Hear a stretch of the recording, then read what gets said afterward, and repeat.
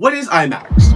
When most people think of Imax, they think of the large ticket prices or the humongous screens. But have you ever asked yourself, how did those screens get so big?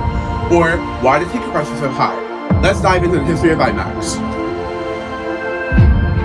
IMAX, short for image maximum, goes all the way back to film. I'm not talking about a film, I'm talking about camera film. The long roll of plastic would burn images inside. These cameras started the film industry and gave us that black and white flickering effect. But movies could be better. So 3 Canadians had an idea, naming the project Image Maximum. Standard camera film was 35mm with 3 holes on each side. So IMAX made their own camera film.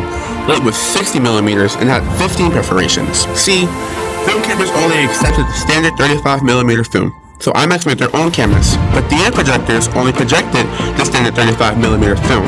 So IMAX made their own projectors, but their projectors projected so big that standard theater screens were too small, leading to the first ever IMAX exclusive theater.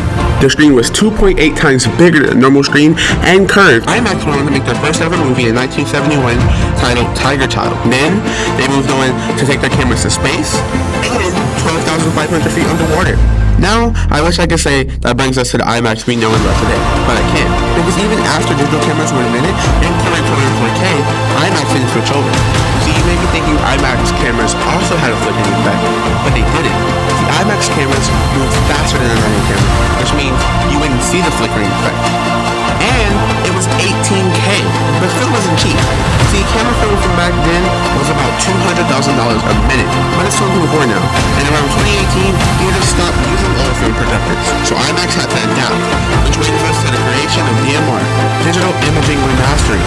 Since 18K is so amazing, there was no way IMAX could ditch that. Instead of switching to digital cameras, they just converted the film to digital format. So now, once the film is done, it's been months being scanned into a system, converting it to a digital film, so you can watch it at your local theater. But you can imagine, this process would add to that cost, taking that $200,000 a minute to $700,000. Now I can say that does bring us to the IMAX we know today. See, now when you watch a movie IMAX, you know a little bit about the history of IMAX. You also know why that ticket price is so expensive.